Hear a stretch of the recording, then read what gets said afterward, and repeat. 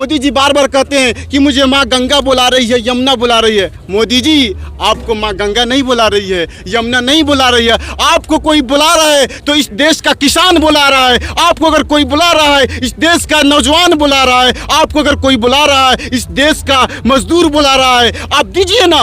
बोलते थे ना बिहार आंदोलन, बिहार के चुनाव में मोदी जी ने ऐलान किया था बीजेपी सरकार ने से हम 19 लाख लोगों को रोजगार देंगे। तो आप दीजिए ना, आप में औकात है। इसको टुकड़े टुकड़े करने की साजिश हिंदू मुस्लिम कर डाली। मेरे मसीहा मेरे रहबर कृषि कानून में ही गड़बड़ कर डाली। मीडिया वॉइस, आपकी आवाज। मेरा नाम एमडी नासी है और मैं बिहार से आया हूं। मैं एक किसान का बेटा हूं और एक स्टूडेंट भी हूं और इस देश का मैं एक नागरिक हूं। बतौर नागरिक मेरे ऊपर एक जिम्मेदारी है देश की।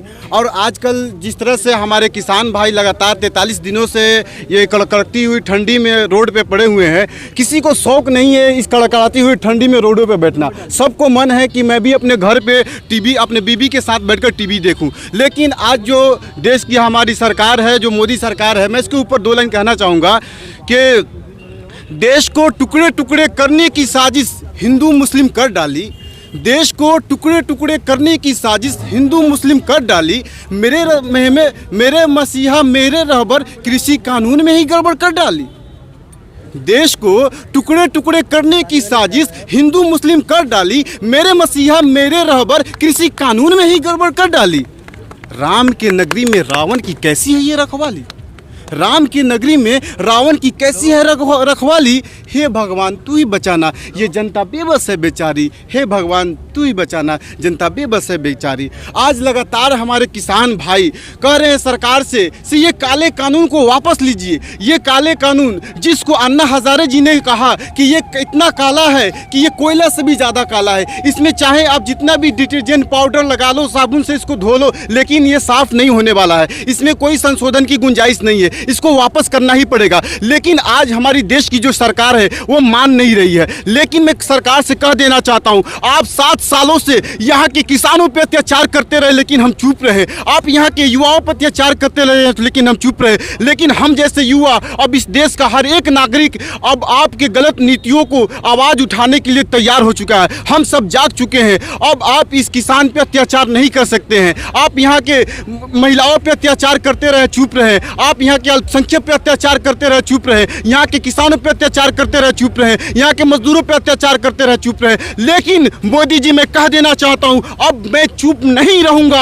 आपकी आंखें में आंखें डालकर मैं बात करूँगा। अब मैं अपना अधिकार लेकर रहूँगा। हम उस देश के नागरिक हैं जिन्होंने, आपने देखा होगा कि सन 1947 से पहले जब इसमें ईस्ट इंडिया कंपनी इस पर हुकूमत कर रही थी, तो इस ईस्ट इंडिया कंपनी को उखाड़ कर फेंकने वाली यही कौम थी, यही लोग थे। तो फिर से इस देश में रिलायंस कंपनी की जो हुकूमत आने वाली है, तो हम कह देना चाहते हैं कि आप रिलायंस हुकूमत जिस तरह से मोदी सरकार, मोदी जी अंबानी और अडानी के दलाली कर रहे हैं, हम सब ये जान चुके हैं। ये साजिश है हम लोग के ऊपर फिर से हुकूमत करने का। लेकिन हम सब ये दोबारा नहीं होने देंगे। एक तो हमारे पूर्वजों ने गलती की कि इस पर अंग्रेजों ने हुकूमत कर डाला, लेकिन फिर से अंग्रेज इस पर दोबारा पैर नहीं रख सकता है और रिलायंस कंपनी इस पर कब्जा नहीं कर सकता। हम सब जाग चुके हैं। और मैं कहना चाहूँगा कि अब इस देश का किसान आपसे, मोदी जी बार बार कहते हैं कि मुझे माँ गंगा बुला रही है, यमुना बुला रही है। मोदी जी, आपको माँ गंगा नहीं बुला रही है,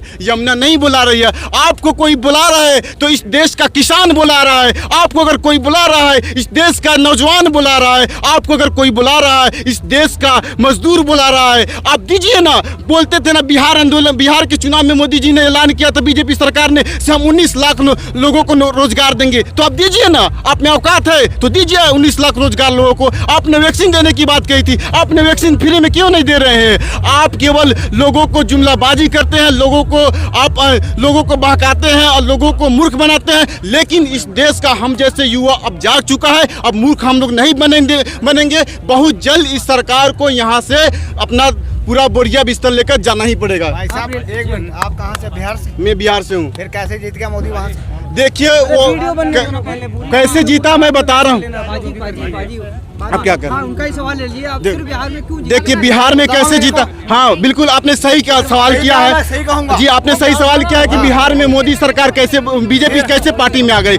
देखिए ये जो मोदी सरकार है, एक तो ईवीएम का है, ईवीएम पर बार बार सवाल उठ रहे हैं, तो ईवीएम को खत्म करना पड़ेगा। और दूसरी बात, ये जो मोदी जी है इसके पीछे, ये मोदी जी केवल मुखड़ा है, ये आपको दिखाई दे रहा है ना, ये केवल मुखड़ा है, इसके पीछे अंबानी है, अडानी है और भगोड़ा विजय माल्या है, मोहन चौकसी है, उन लोगों के द्वारा उन्हें फंडिंग किया जा रहा है। मेरे सामने, मैं ग्राउंड रिपोर्टिंग भी करता हूँ, मेरे सामने पैसा, मेरे सामने पैसा दिया जा रहा था, पैसा पे लोगों इलेक्शन हुआ तब वहाँ क्यों नहीं करी आपने? मैं बता रहा हूँ, मेरे आप सामने बोलते कि पैसा भाई पे वोट को इसको खरीदा जाता है। इस देश में पैसा पे लोगों को वोट खरीदा, लोगों से वोट खरीदा जाता है। तो मैं देश के नागरिक से भी एक अपील करना चाहूंगा, प्लीज अगर आप अपने मुल्क से मोहब्बत करते हैं तो आप ईमानदार हो जाइए, तभी आप मुल्क को बचा सकते ये हैं। बताइए, अगर वाकई में ये सरकार जो है काम नहीं कर पाई है, 2014 में बड़े बड़े वादे किए, 15 लाख आएगा, लोगों को जो है रोजगार मिलेगा 2 करोड़, उसके बावजूद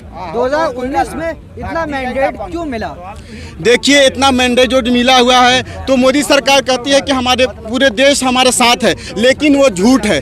पूरे देश उनके साथ नहीं है, केवल 29% आपको मालूम होगा कि उनको वोट मिला था। अभी भी 60% ऐसे लोग हैं जो उनके साथ नहीं है। आज ये जो लोग किसान जो आज जो ये किसान भाई जो सड़कों पे है, क्या ये मोदी जी के साथ में है? अगर मोदी जी के साथ में है तो फिर मोदी जी इनके बातों को क्यों नहीं मार रहे हैं? क्यों नहीं वो कानून को वापस कर रहे हैं? उनको तो कानून वापस कर लेना चाहिए, लेकिन क्यों नहीं वापस कर रहे हैं? किसानों ने भी नहीं दिया और लोगों ने भी नहीं दिया वोट, नहीं। कैसे सरकार बनी? किसानों ने भी वोट दिया, लोगों ने वोट दिया, मैं इस बात को मान रहा हूं, लेकिन उसमें ईवीएम की भी गड़बड़ी थी और कुछ ऐसे लोग थे जो आज की डेट में हमारा देश एक ऐसा देश बन गया जो जाति धर्म के ऊपर वोट करता है। लोग एक बोतल दारू पे बिक जाने वाला लोग है हमारे मुल्क में। तो इसमें मुझे बहुत खेद है कि हमारे मुल्क में ऐसे कुछ लोग हैं। तो उन अनभक्तों से भी मैं कहना चाहूँगा, अगर आप सचमुच में मोदी जी सपोर्टर है तो आप मोदी जी सपोर्टर बनिए, उसमें मेरी कोई दो राय नहीं है, मैं कुछ भी नहीं कहना चाहूँगा। आप मोदी सपोर्टर बिल्कुल बनिए, लेकिन आप अगर मोदी जी को सपोर्ट कर रहे, वोट दिए, तो आप मोदी जी से 2 करोड़ बोले थे ना पर ईयर रोजगार देने के लिए, उनसे रोजगार मांग के तो देखिए। आप उनसे क्या बोलते हैं, हेल्थ सेक्टर पे बात करके देखिए, आप एजुकेशन सेक्टर पे बात करके देखिए। आपको भी नक्सली और आतंकवादी और टुकड़े टुकड़े गैंग नहीं कहा गया, तो फिर आप मुझे कहना आप। अच्छा, आप रिलायंस का बार बार नाम ले रहे हैं। रिलायंस ने कह दिया हम कॉर्पोरेट फार्मिंग में नहीं आने वाले। कॉर्पोरेट फार्मिंग में देखिए वो लोग जो कह रहे हैं वो केवल लोगों को भ्रमित कर रहे हैं, लेकिन उनकी जो साजिश है, आप गोडसे के द्वारा और क्या बोलते हैं जो उनके आरएसएस का जो पूरा गठन है, उनके बुक में आप पढ़ सकते हैं कि इस देश के 95% लोगों को बेरोजगार और इसमें गरीब बनाकर रखना है ताकि हम उस पर हुकूमत करेंगे। तो ये जो रिलायंस कंपनी है, अंबानी अडानी, ये सारे गुजराती लोग हैं। इन लोगों का एक टीम वर्किंग काम कर रहा है और टीम वर्किंग काम करके इस लोग यहाँ के लोगों के ऊपर हुकूमत करना चाहती है, जिस तरह से ईस्ट इंडिया कंपनी ने हुकूमत की थी। तो कहीं ना कहीं उसकी साजिश है, वो खुलकर सामने नहीं आ रही है रिलायंस कंपनी, लेकिन ये बहुत बड़ी साजिश है। लेकिन उसके लिए भी हम तैयार हैं, हम लड़ाई करेंगे उनसे। हमारे सभी, हमारे किसान भाई हैं, हमारे मजदूर, सभी देश का नागरिक जग चुका है।